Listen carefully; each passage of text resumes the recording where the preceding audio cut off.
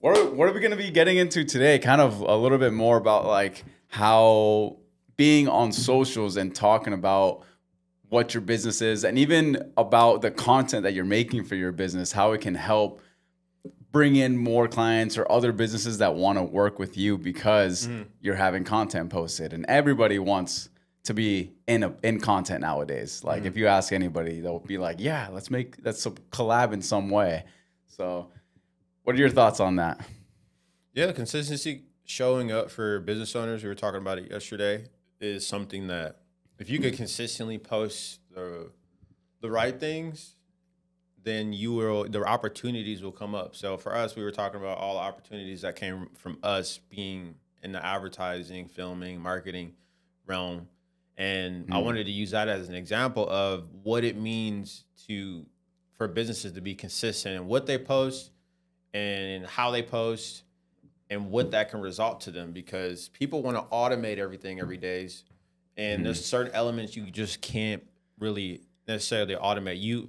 That's the thing. Like human beings are still very, very powerful beings. Like we've built all this stuff. We've got AI, all this stuff, but there's certain things you just don't want to automate. There's certain things you have to manage and invest into when it comes to relationships with other people. Because it seems like everybody wants to remove themselves from working with other people, or how they can limit it, which to a degree, I understand that, and it definitely helps with some of the things, but you will need to be building relationships with people inside of your business. In this case, a videographer, a media buyer, someone that's doing some type of production, and you need to be giving them ideas and visions of what you want to create, and you need to harvest that relationship. And going back to posting, you need to invest into a relationship where you're posting and you're adjusting onto the right things, because if you do, it'll increase the revenue and awareness of your business. And that is the element people are trying to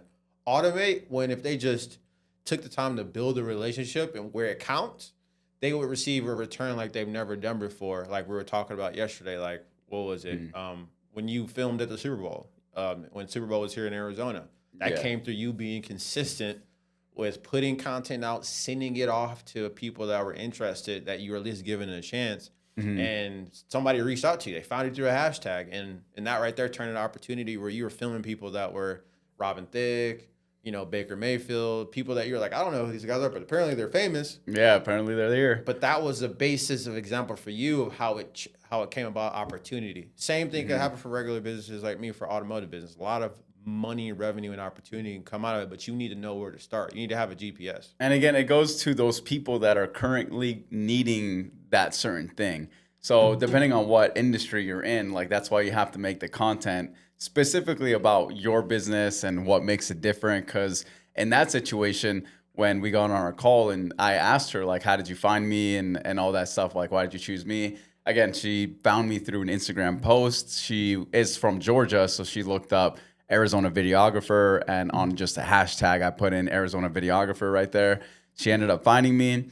And when I told her like what kind of style are you going for? What are you looking for this video?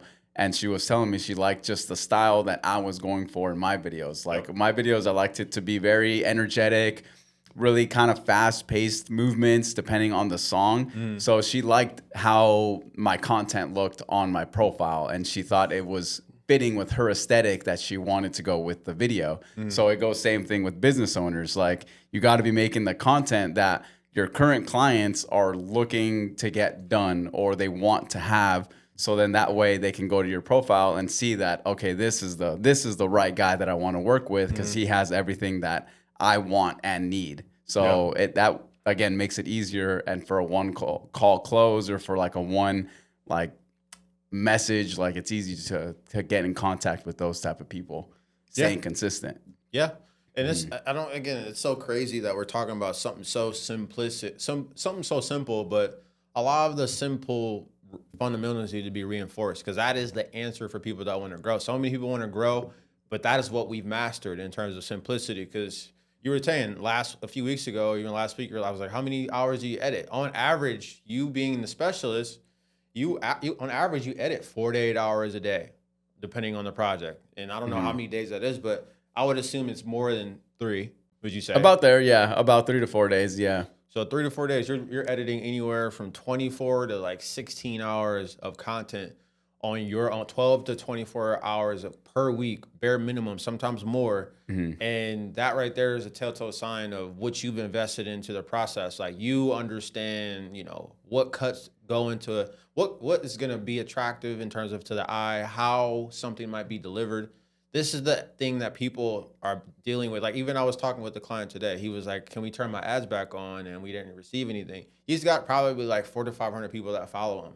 And one of the things I always tell my clients inside of my group that I just made is you need to be posting on a regular basis. Even if you aren't running ads or if it's at a low budget, you need to be giving context and content to people that are following you, so you don't necessarily have to come out of pocket for like advertisements every single, like even if you don't have the budget to run ads, you need to be posting what's the current clients that you are serving, like Hall of Frames, like 50 years, they've got thousands, I would assume hundreds of thousands of customers of stories that they could talk on, that they have talked on, which they should never run out of any content to be posting, let alone run as advertisements. Yeah, like, I mean, they've sent me folders depending on which types of videos they need at that moment. So I don't have like every single thing that they have over the past 50 years. But I mean, just during the time that we've been making content too, like our very first shoot, we started off with their 50th anniversary podcast. We talked about everything that went into the business, how they grew it, the people that were involved and how they helped grow the business. And when we first started that podcast, again, we had almost no regular intentional filmings where I go in there and I actually film stuff for content purposes rather than like a long form podcast. But during this time now that we've been working together for almost 3 months now, a lot of the things that they've been saying in that podcast, we now have as clips that we've been making during our content days. So that's, again, where it's like staying consistent with your content and always at least documenting some kind of process of whatever you're doing. Like you can leverage that and use that at some point. Like we're seeing it now. Like now some of the stuff that they're saying, I have clips of it because I just recently filmed it. So that's why just staying consistent with it is the biggest key. Like you can't just like think, oh, I already got that one time. Like I can move on to the next one. Like no, because you need to do that again because it might be a little bit different or the wordings might be said a little bit different and it could reach a different audience. So yeah, I was just looking up not even looking up, what was his name? Ben Affleck was on the podcast with Theo Von, and Theo Von got Ben Affleck.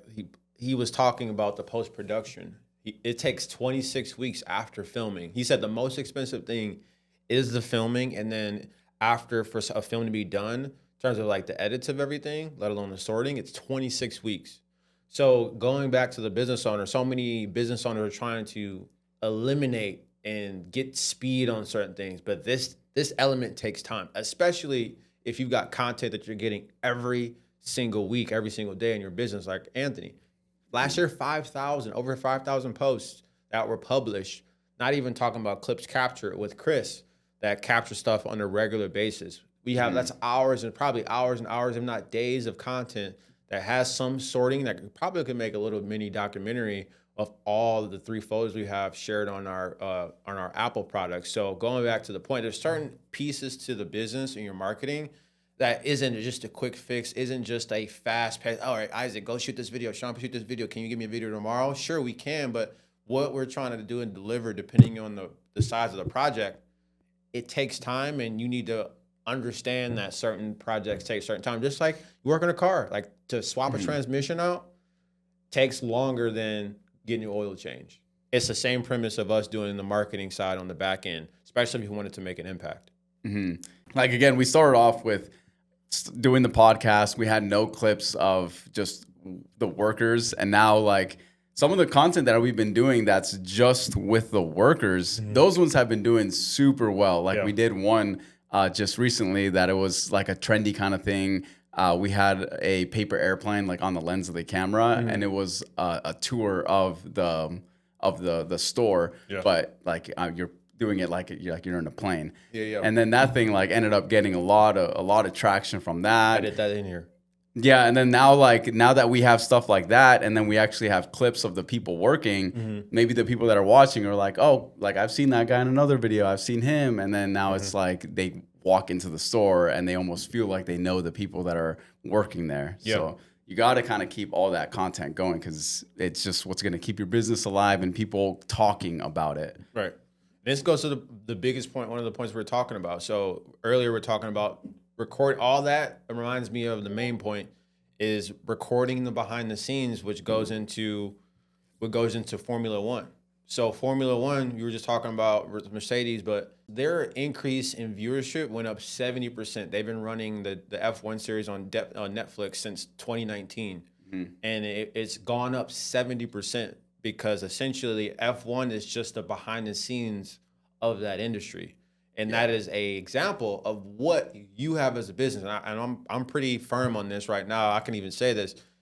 Nobody's necessarily talking about it as much as we are right now. That's why we're harping on it so much, because this is the breakthrough that we have helped businesses successfully ascend to that next level. You've got to treat your business like a documentary. Don't take it from us. Don't just take us. We're just some random guys on YouTube. Shout out to Minority Mindset. He says that all the time. He's like, don't take anything from me. I'm just a random guy on YouTube. But look at F1. Look at NBA where they did the Last Dance close up on Michael Jordan. There was close ups on industries and personalities in the industry. This is exactly what you need to be doing and looking at your content, even though you don't like how you look or your staff doesn't want to do something, etc. In order for you to succeed and have the appeal that you want to have online versus posting just generic photos that have nothing to do with your business and it looks so out of place. And there's no real emotional appeal to it. But kind of going on that F1, what was the thing you were talking about with the Mercedes? You said a Mercedes initially was against. Yeah, because again, F1's they try to keep everything like very private. Yeah. So when Netflix came up with the idea, a lot of the other race manufacturers wanted to do it, except for Mercedes, because they were just not about it. They didn't want you to go in the garage, or they didn't want you to film anything, because they were all like, it's top secret stuff. We don't want anybody to know. But after the first season came out and it did extremely well on Netflix, like, oh. The next time they came up, they wanted to be a piece of it. Like they wanted to be a part of it and have them on the show too. So again, it's one of those things where like you kind of have to see how it's going to work out first, and then from there, like start structuring how you're going to start building for the next one, and then for the next one, like Netflix has done. Like I'm sure their way of filming the first Drive to Survive season, I'm sure that was complete chaos compared to how they're structured now. They're season 7 now, so I'm sure the way that they film, the way that they get like the interviews with the drivers, all that stuff, very, very coordinated compared to the two. So like at the start of everything is always going to be tough. It's always going to be hard. You don't know what you're going to do. But as you keep doing it and you're keeping consistent with it, you just keep marking down the things that make it simple, the things that make it quicker. And then by the time you're in that 7th season or, first, second year, then you're like, you know the whole process and you know how to get it done quick and efficiently. Yeah.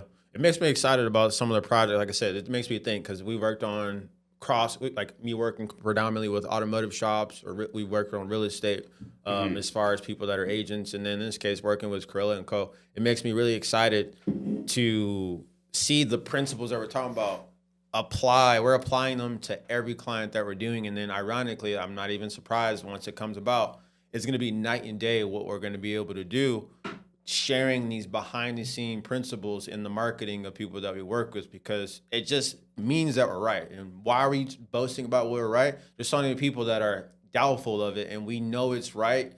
And we want sometimes our clients to succeed more than they realize in our cases, because there's a lot of people that are sleazy, slimy. That's why we need to be doing stuff like this, which is kind of context of why we're podcasting, because you do have to be able to steer through of like, who can you trust, who knows what they're doing versus not. And this is kind of gives us that one up just on expertise points, because we've got a case study of people that have won and are currently formulating F1 to be winning, like Corella & Co. But I don't know, it's exciting because with Corella & Co, it's going to be sick to be able to put something together for them. I already know it's going to be something massive, but for context, like I said, you interviewed Alex he's the director.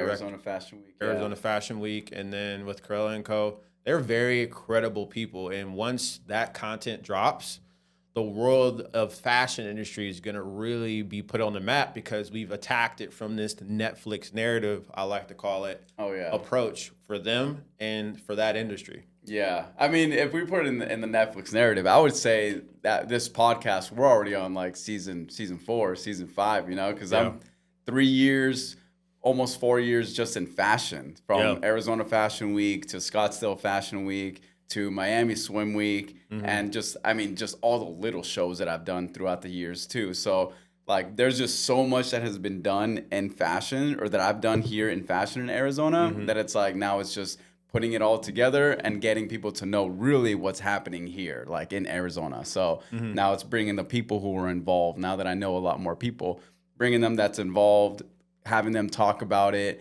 I have the footage of it. We showcase that, and now people are going to know what's happening in fashion in Arizona. Yeah. And it's growing a lot because, I mean, Arizona's growing just tremendously now. Yeah. Like, dude, every piece of Arizona has been big.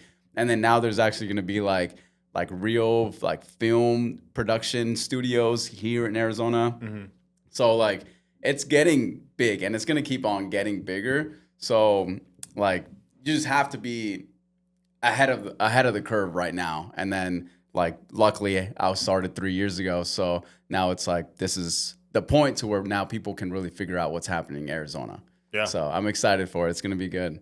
No, it's exciting, man. I just got some data on this of like for F1, just to kind of gain context for people that really need to understand what goes into the filming. Like I asked ChatGPT the filming. I was like, how much filming took place for Drive to Survive? And it says filming across the entire F1 calendar, every single Grand Prix weekend, typically about 22 to 24 races per season, had a dedicated film crew. Crews filmed from preseason testing before the first race all the way to the season finale. This includes practices, qualifying race days, and then hundreds to thousands of hours of raw footage. Dude, I wanna ask GBT, like, how many terabytes is that? It's probably past the terabyte number. Dude. Like, And it's crazy. And they're coming up with different videos every time now. Like, a year ago, the types of content that they were doing is not even half as good as the stuff they're doing now. Like, one of my favorite things that they just started posting is the radio talks.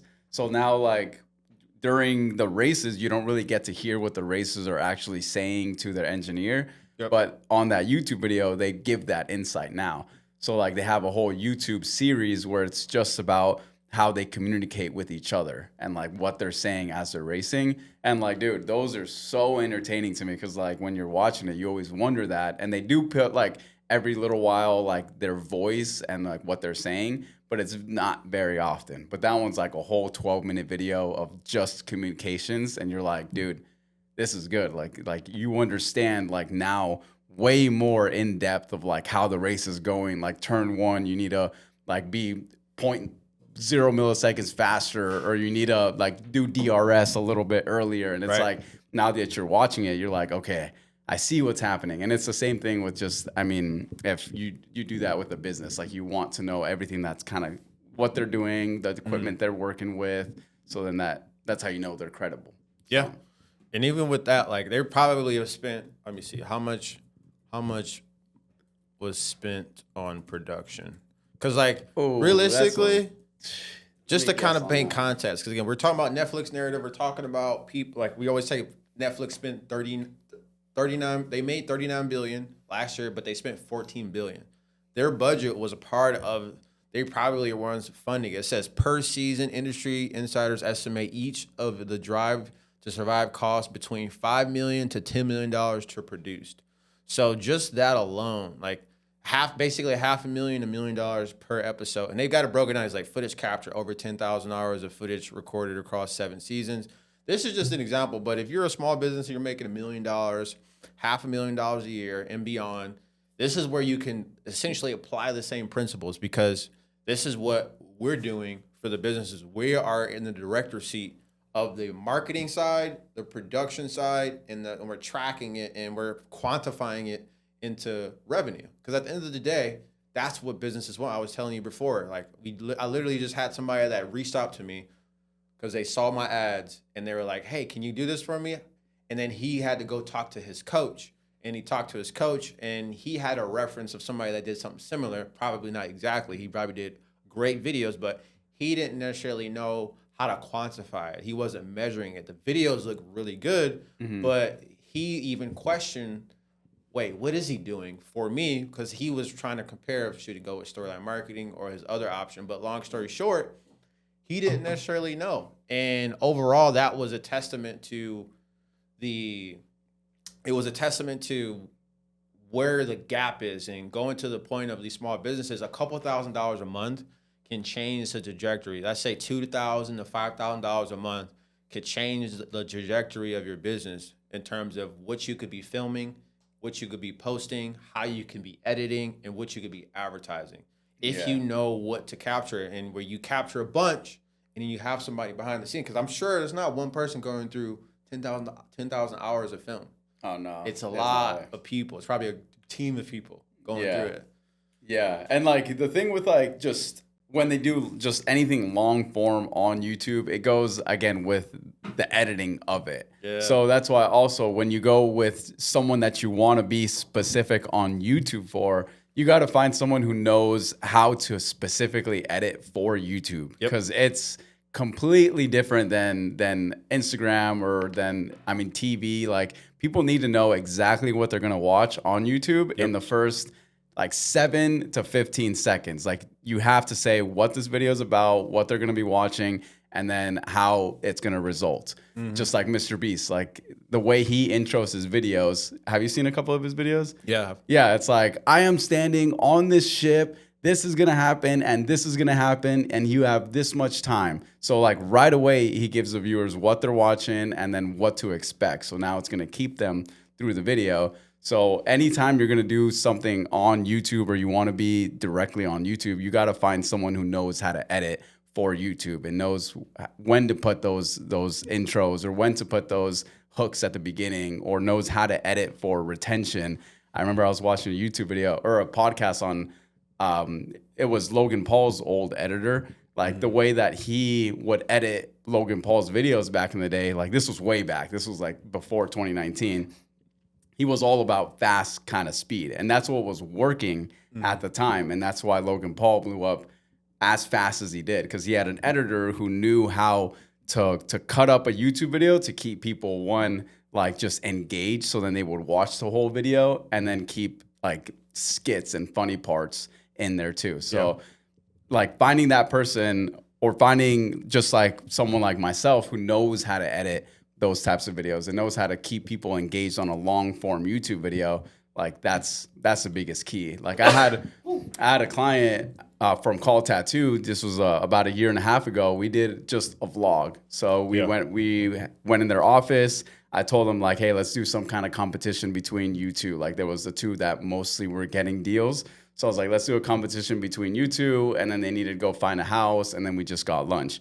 And we created a vlog out of that. The way that I, again, titled it, descriptioned it, the way that I was edited, the way that the thumbnail was, it ended up getting suggested under a Mr. Beast YouTube video. And that we had maybe 12 subscribers. It was one of our first videos. And that video ended up getting like 400 plus views. And again, like it was suggested under a Mr. Beast video, because it was like, I feel it was mostly that type of editing, like that style of editing. And then again, like it kept the people's retention going. So like that, it did super, super well. So you have to know, again, how to edit, especially if you're going to do on YouTube.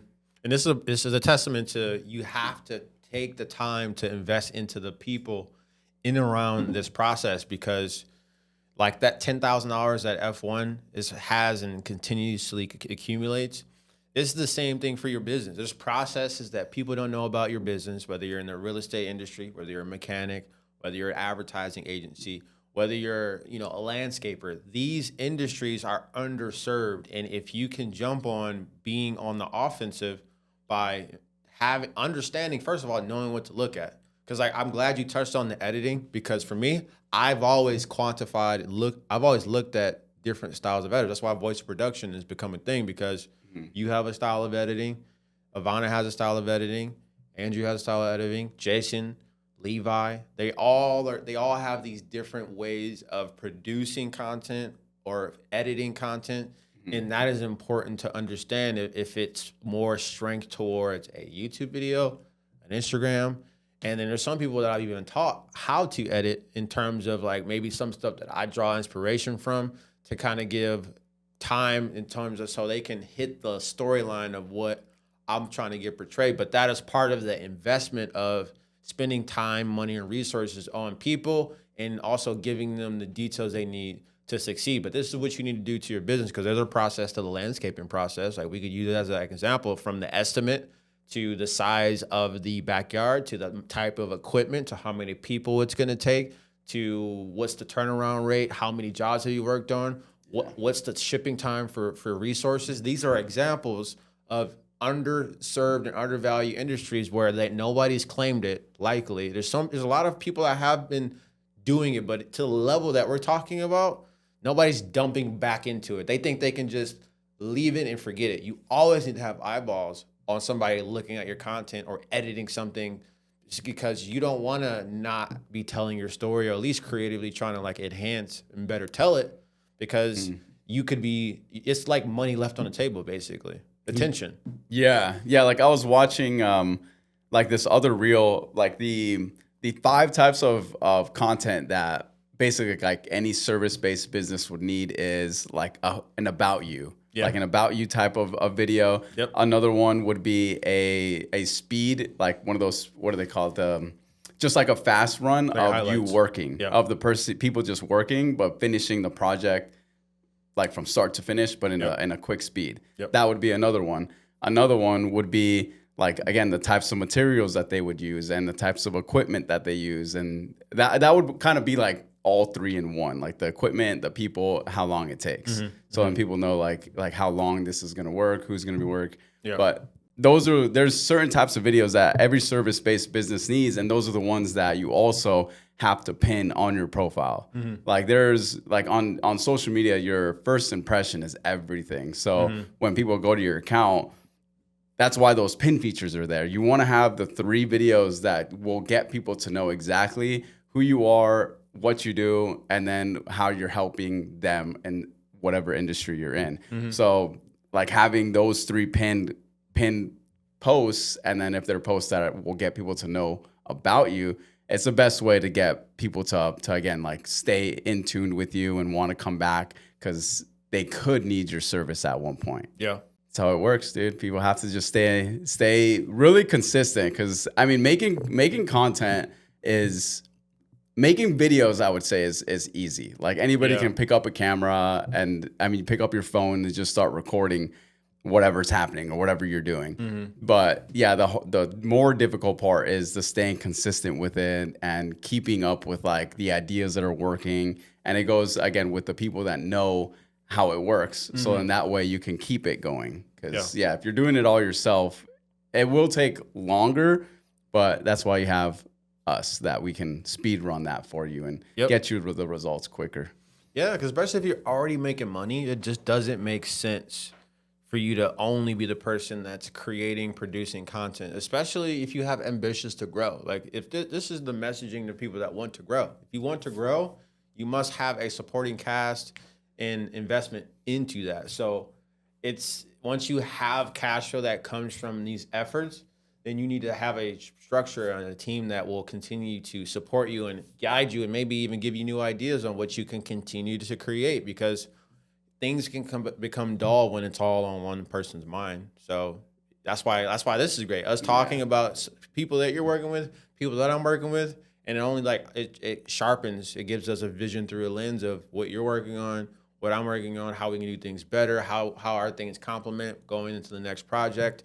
And it helped us multiply. With you working with Leo, I'm working with Ivana, and through extension, we've got this huge team of people that are constantly sharpening each other up so we can better serve the clients. Because at the end of the day, only way we make money in the sense of from a long-term perspective is continuously improving the customer's experience, our client's experience. We don't want to just be passive about it, and that's what makes us the obvious choice. Yeah, that's what I've told every client that I've worked with is if I can blow your channel up or get you the most amount of impressions in the shortest amount of time, that's only going to help me out. Because again, like you said, like we want the results for our clients. Like we want them to succeed because again, that's going to go back on us. Like if we're that person that blew up their channel or that helped them reach their revenue goals, then more people are going to want to work with us. And then we can use them as testimonials. So like we want to help you out. And I've told that to so many clients too, is like, if I can do that for you,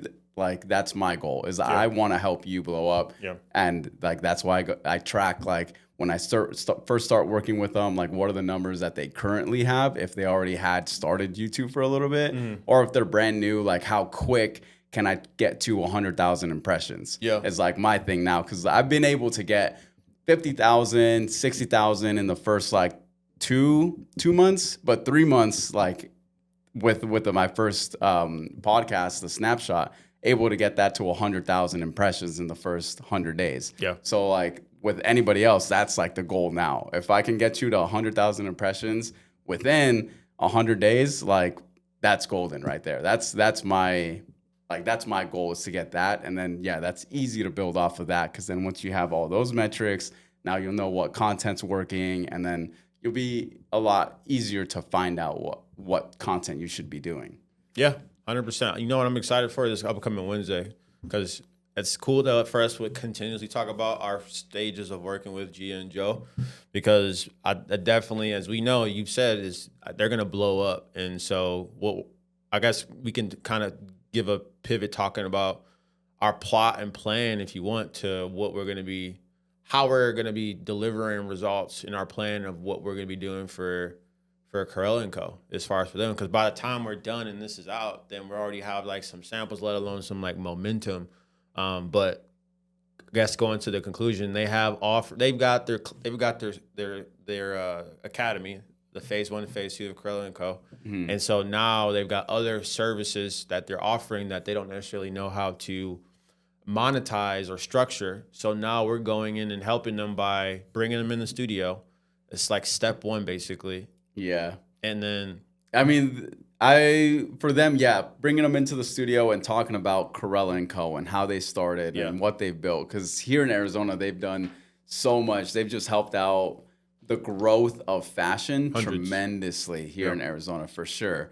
So definitely having them on the podcast, and like we've already talked with them, and we know kind of some of their biggest like pain points, I would say, which is people taking up a lot of their time. Like they've had so many students that they've just trained over the years that they're nice, like, and they want to be nice, and they want to be great mentors. So they tell them like, reach out anytime, like we're here.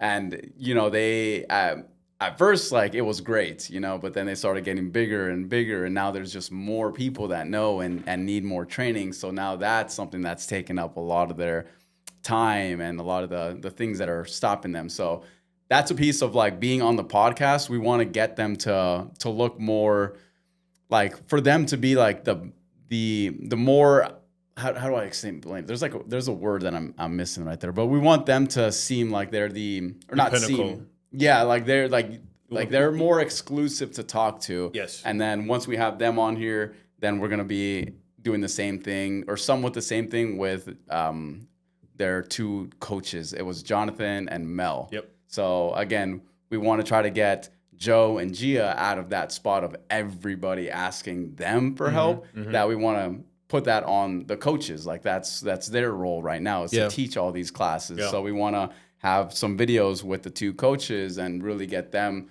so then like the next students will know that these are the people to talk to. And then Gia and Joe are the ones that are doing like the advanced training.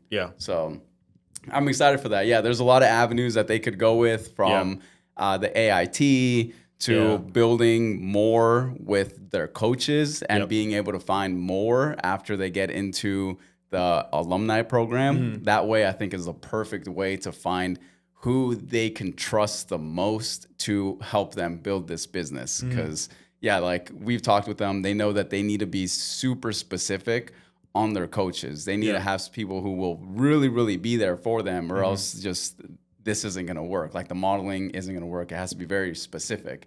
So being in the alumni thing, all the models that go into that membership, like they're all going to be the top stars, the ones that are going to be the ones that could potentially be that next coach. So there's a lot of avenues for them to go and a lot of ways for them to grow. So I'm excited to be working with them, and then starting with the podcast, and then kind of showcasing everything they've done in the past 4 years since I've known them. Started from the bottom, bro. It seems like yesterday when we first met, when that happened, but look at that. Now the tables have turned and the skills have grown for both of us, and now you're in a position, like you said before, to help them. So that common theme with them, it's for those that are listening, the common theme of what we're doing that you can take away and we can help you with, just reach out, is the element of how we can help you maximize and leverage your current customers. Because they have customers that have joined them, students that pay for the school that they've helped, but they have limited their abilities to spend or limited ability to earn income where their time is being taken from people that they haven't set a structure up. So if you've got current customers, whether you're an HVAC business, whether you're an automotive shop, or you're someone like Hall of Frames, and you have a current customer base and you don't necessarily know how to utilize it, you think you're not maximizing it, that is what we're specialists on the production side and organic element, and then also the strategy of how we can push that content on ads and continuously retarget them. Those are the things that create a Netflix narrative, a behind the scenes element that attracts people to choosing you as opposed to your competitor, making you exclusive and most importantly trustworthy, because no one else is doing it. Everybody's doing something very generic. Everybody wants more customers, but they aren't leveraging the people that they've already serviced. And that is what we understand through and through. And that's where my thought process was, just off of that. Because like just doing the same thing what we just talked about for 45 minutes. And if you don't know where to start, again, this is where we're experts on. We literally help them map out their business. I would say together, collectively, we went over there twice. Yeah. 2, maybe 3 times. So I would say in total of like 5 hours of consulting them, we've been able to, I guess, essentially structure how we've already can make their business better and what those things are going to offer. And now we're acting on it, and we're going to be able to add more revenue to the business than they've ever seen before out of these 4 years. And they've helped so many people. Now they're going to be able to help many more people, because one of the things they were hesitant of is not making it too, like, it was just being price conscious, because they didn't want to necessarily, have something that was a price just because. They needed to understand that the value was going to be there, but it's also quality. And we helped them navigate that in like less than 10 hours, less than 7 hours, like 6 hours, I would say max. Yeah. Yeah, and like one of the bigger things is what you always say is they're the trusted authority here in Arizona. So a big piece of that is just the amount of content that they have. Like they've been making content for 3 years, maybe 4 years, and it's very good content. So then people, when they go to their account, they know what they do. So like they have that, and that's gonna help them skyrocket so much, because they already have the proof of concept, because they've done the videos before. They have all that content. So that's what a lot of just all these other local businesses too, if they had all this content of them just working, I mean, if they kept that going for a year, like other businesses are gonna want to know how quickly they scaled, and they're gonna want to, again, like talk with them, or they're gonna want to see how they can make business together. Like they're going to want to figure out, again, how you're doing it. So it goes all into like, again, being that trusted authority, and then people will want to work with you, and then it'll be a lot easier to scale your business because they already know you, just like Corell & Co. Like everybody in fashion knows Corell & Co. Here in Arizona, if you don't know Corell & Co., you're most likely not in the scene. Yeah, that's probably the best way to say it. So like it's same thing with a local business. If you don't have that content to where people can know what you're doing, it's going to be hard for them to know what you do or how even to find you. Yeah, that's the yellow pages nowadays, guys. We're going to wrap this thing up and bring it full circle. The yellow pages of today is consistent content on a regular basis, and you need to be aware of what people are saying in response, because Alex Hormozi says this, is people only know, oh, I want word of mouth. My word of mouth does me really well. So there's one guy that wants to work with me, and he said the word of mouth has hurt me. And that's the element a lot of business owners don't talk about, and they're blind to, is there's such thing as good word of mouth and bad word of mouth. And the content is a element of helping you combat the bad word of mouth, even if you weren't even necessarily in the wrong. You got to be in the scene of your industry to fight the narratives that are out there. Otherwise, there's going to be businesses, there are going to be companies, there are going to be stories that are going to speak for you, and they're not always good. 9 times out of 10, those are the ones that aren't good, the ones that get attention, and you get lumped in there. Whether it be for us, agencies, videographers, productions, as well as landscapers, automotive shops. Like, we are talking about this because this is the Trojan horse. This is the tool that can give you control over the growth of your business, whether someone refers you or they go to some competitor because you either have a presence or you don't. And one of the best things too about just making content is you can easily combat those bad reviews by making a video talking about that review. Yep. Like, I've seen so many, especially on TikTok, I see it a lot, where you can make a video about a comment. Like, it'll have the comment pinned up there, and then you can just talk about it. So again, like, just having content like that, to where if you have any kind of bad review, or if you have someone who, again, it could have been someone who was just mad, for any reason, and just wrote a bad review, then make a video, talk about that review. And then those ones, I've seen a lot of them do really well. So it's like, there's always some piece of content or some way that you can make content to help your business get more eyeballs on it, or to clear up something that happened, or just anything. You just make a piece of content about it. Filming, editing, advertising, and the next extra one is responding. Because those are the 3 things originally, and now that with that being the 4th, with you saying that you need to always have somebody in-house that is helping you respond to all of the filming and the editing and the advertising, because people respect or they don't respect when you do or don't respond. If you do respond, people might not comment, but they see whether you responded or not. They see if you gave an answer or you didn't give an answer at all, and they think you're high and mighty. So you're the guy or you're the company that doesn't answer your comments. Like, oh, okay. Yeah, so this is no in between, literally. That's what I'm saying. So those are the details that you're missing that we've all done before. Like, just even comments now, I'm like, oh, I got to respond to that one. I got to respond to that one. But eventually I got to have somebody help me. Like, that's what I have with my clients. I have my team. Like, part of my job of me helping my clients is helping them respond to the hundreds. I get probably thousands of comments a month between all the clients that I work with that I make a priority to respond to, because they helps the ads, but I know people are scrolling and they're looking at that. Yeah. And then people, like, when you respond, like, they feel good about it, I remember when I first started YouTube, I feel like this was one mistake too. Now I don't do it anymore, but when I was doing pretty well on it, I was getting at least 10 plus comments a video, and I would just like them, but I wouldn't comment back, because, like, I was like, hey, I don't need a comment back. I was in that where I was like, I don't need a comment back. Like, all these people are commenting. But, like, if you don't comment, then they're probably not going to comment on the next one. And then if you don't comment back on the next one, then they're not going to do the next one. And then it would start to become this, like, thing where it's like, oh, he doesn't even reply to comments, so why am I going to comment? Yeah. So then that's why it's always better to reply to everybody, because then that's going to be one thing that could bring them back, is, like, if they see your next post and they're like, oh, I love this. And then if they have the thought of creating the comment, if they know that you're good at replying and you will reply, they'll comment that for sure, because they'll be like, oh, he's like, I like this and he's commented back, like, I'm going to comment. But yeah, I think if you don't do that, for sure, that's going to give them, like, the ego thing, like, this guy's really not responding. Are you kidding me? Like, you're just this. So, like, that's why now I respond to everybody too, because it keeps just that engagement, and it keeps people wanting to come back, because you're being social with them. So, like you said too, you can't not be social on social media. Like, brother, like that's the whole element. Like, it's a blessing. Gary Vee, he's the one I've always followed. Like, that's an idea. And to kind of bring things full circle, don't take it from us.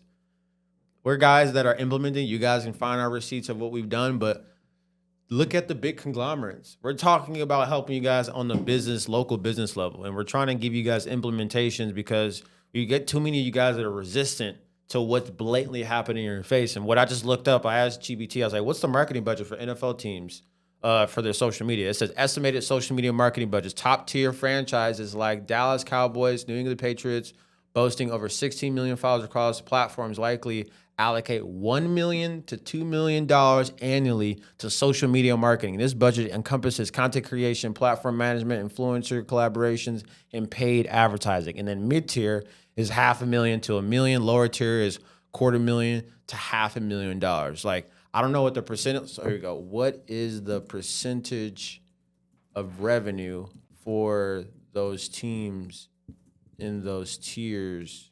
Because like that is a part of their revenue that they're making, that they're investing back, going to what we're talking about, what we're doing, and what we're telling you to do. Like, yeah, I mean, if you look at even just Alex Hormozy, like he spent at one point, I think it was $20,000 a month on content. Probably more now. He was posting 3 times a day. Is he still posting 3 times a day? I don't know. He's been going. Yeah, he still posts. He's been going super hard on YouTube because he's been doing like a lot of long form on YouTube. But yeah, he's still consistent, super consistent. I wish I could be in a conversation with him where I asked him what point in his life he was at when he made that decision to start putting like spending that much on content. Like, was he already financially stable? Do you know?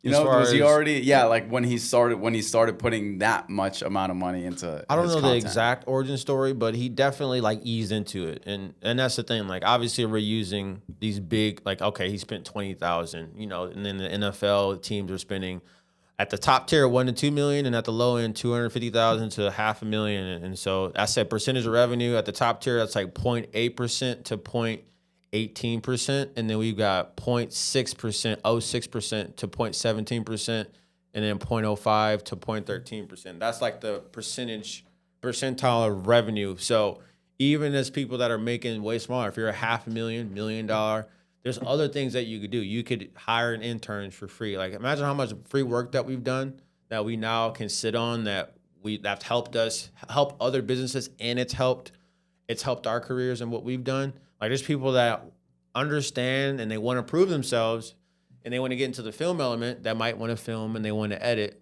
And so those are the people that might not have the budget. But if you got the budget, you've got a $10,000, $5,000, $2,000 budget. That's where you can get strategic, where you can get people at a base level and build on strategically of, okay, I'm going to post everything, but I'm going to have somebody film and edit it. Or I'm going to post everything, I'm going to have someone film, edit, and advertise, vice versa. There's ways to do it. You got to get creative of how you can deliver it. But this is an example of what they're doing at the highest level. The question is, what are you doing, and are you asking enough questions, or are you complaining about, oh, that budget's too big? Like, I can already know someone's going to be like, I don't have that money. Nobody's saying you have that money. But if you make $500,000 a year, you could be allocating $10,000 a year towards your advertising. No excuses. And that's not even a lot. That's less than $1,000 a month on your advertising budget. And then from there, you can continuously increase. So going to your point, Alex probably progressed. And then once he was able to reinvest and he saw that it was attributing more revenue to his business, he was like, let's double down. That's basically what I'm doing right now. That's how it was with Jeremy. Like with Jeremy, like I'm sure he was spending also probably around $15,000 to $20,000 a month on content and marketing. Yep. But he was filming absolutely everything. Like he had everything structured on exactly how he was going to create his content. You organized a good portion of it. Yeah. And like, for those that don't know, at that time, I don't know what it is now, but his company was a $100 million company, the Seventh Level Communications. And he was telling me that 80% of that was coming from content. Mm-hmm. So he had to be just super structured. And then again, like now I kind of build out my content the way he kind of formatted it. Mm-hmm. But everything is content to him, even to like his Facebook courses, not courses, but like his trainings where every 3 months he would do a training where it was a week long and he would record himself training those people that entered to be in it, and then he would do a live while he was doing that, and then a podcast later on that day. Like everything was just super structured. He knew exactly the types of pieces of content that I need to have out for like a specific drop that he was having. Mm-hmm. So like that's just how structured you have to be if you want to spend, that amount too. So like it's crazy. Yeah. Like the amount of just content that you can make with just knowing how to structure it. Yeah, there's a structure that comes with it. And if you don't have a structure, you build the structure. So again, if you don't know necessarily where to start, listen to this podcast, leave a comment, really kind of give interaction of where you're at in your content avenue, and you're trying to build your Netflix narrative. But there is a solution, and there's no excuses to why you aren't putting out your narrative, because if you aren't putting out your narrative, you're consuming it. And if you have ambitions to grow your business, or you want people to buy your products or services, you need to be on the forefront of putting out a Netflix narrative to some degree and making adjustments, whether you hire us and we help you on both predicaments of production and media, or you want to do it yourself, or you want to hire an intern, and you just simply need guidance. This is where Shawn and I are coming together. We've done time and time again, and we're going to the next level, but we just are continuously stacking wins so people understand what to do, and we can attribute our expertise to that, because we've been told too many times. People are like, I don't know if I'm gonna do that. Like even Anthony, I'm like, Anthony, you should do you should do a grand opening. He's like, no, I don't want to. I'm like, he's one of my longest tier clients. Love him to death. He just recorded another updated testimonial, and he's still like resistant to doing things that I know is gonna make him more money. People are gonna reach out, and he can do it or not do it. But even to that point, I'm like, it would destroy, but you're like, no, but you've made this much money up until this point, 40, 50 commercials later, got it in my house. All these things are when this is the one of the things I've told him to just do. And he's like, no, I don't know about that. I'm like, fine. Yeah, those are always. I saw one not too long ago of a store that opened up in Gilbert, but when they opened, they did a grand opening party. They had a lot of people there. They had music, and it seemed like pretty cool from what I saw in the stories. One of the people that I followed was there. So I mean, it's a good way to start up your business if you're going to be doing that, or a grand opening after you just renovated too. Yeah. Because if you're going to do a grand opening, film it. The whole reason I say do grand openings, and a lot of people don't, I've worked with a few shops where if you either do an anniversary event or a grand opening event, you film it to make hype around it. Like, we're open. And then you could do hype. Basically, I could see if everybody just did a grand opening or they did an anniversary event and they filmed it and they edited it like you did the Ostrich Music Festival, that right there would get every locals in town to be hyped about whatever the business might be. It could be landscaping. It could be whatever, with talking points from the customers, from the actual staff, etc., everything in between, vendors. That would be the most hype thing. And then people are going to know and see everybody. And I'm like, yo, I got to go to this shop. It's such, dude, we got the game on lock. You guys got to listen. People already do it for events, like keynote events. Like I've done so many recaps of keynote events because people know that if you get footage of everybody having a good time, all the speakers up there talking, close-ups, the food, whatever they have for entertainment, and you put that all in a recap, then they market that for the next year. Like it always works. That's why they always do it. So imagine doing that just again with your anniversary business or with your grand opening, something to get all these people something excited about and something that they can watch forever. Because once it's on YouTube, people will watch it at any point. You know, like that video could blow up 3 months later, or it could blow up a year later, or you never know, right? Because it's on YouTube. People can watch it whenever they want. I'll say this last thing is basically the internet is a library that you can basically now walk into. Before you couldn't see how many times people read something besides the log of how many times it was checked out. But now you can go on the internet and see how many times that someone has watched your video or read your book or read your series or read your documentary. So that is where we're at nowadays in 2025. You want to thrive in 2025, leave a comment, leave a like. And let's keep this train going, because if you're not going to align your story, we're likely going to do it for your competitors. So you really need to lock in, and you guys are seeing growth. We're going to continue to share the process of how we're helping businesses and how we're navigating and applying billion-dollar marketing strategies to small businesses in America. Literally. Thank you guys for listening. Peace.